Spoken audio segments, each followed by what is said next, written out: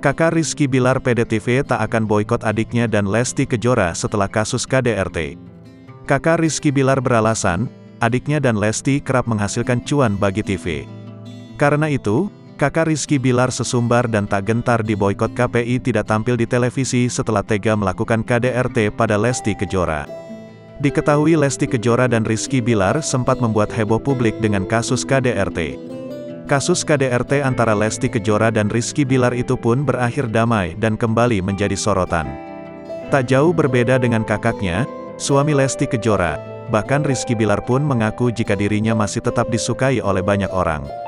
Padahal Rizky Bilar, diketahui sudah dipecat dari program televisi yang menghadirkannya sebagai pemandu acara Gegara kasus KDRT dengan Lesti Kejora. Banyak orang menyukai saya, banyak juga yang tidak menyukai saya, ujar Rizky Bilar dilansir dari Tribun News, Selasa, tanggal 18 Oktober tahun 2022. Walaupun sadar karirnya di ujung tanduk, Rizky Bilar ternyata tak mau banyak bicara. Dirinya hanya mengaku akan menjadikan permasalahan ini sebagai pelajaran untuknya. Ternyata keluarga Rizky Bilar juga tak gentar bila suami Lesti Kejora ini diboikot.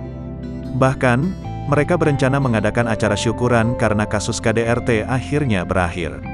Insya Allah, syukuran, yang penting di rumah saja, jelas Bobby selaku kakak Rizky Bilar, dikutip dari YouTube Cumi Cumi. Bobby melanjutkan bahwa dirinya begitu bersyukur karena adik iparnya memutuskan untuk memaafkan Bilar. Soal isu pemboikotan adiknya, kakak Rizky Bilar mengatakan bahwa hal tersebut tak akan mungkin terjadi.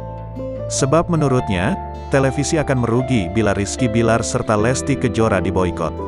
Apalagi, kakak Rizky Bilar beralasan, kedua pesohor tanah air ini kerap mendatangkan uang untuk stasiun televisi, mengingat fans mereka yang terbilang banyak.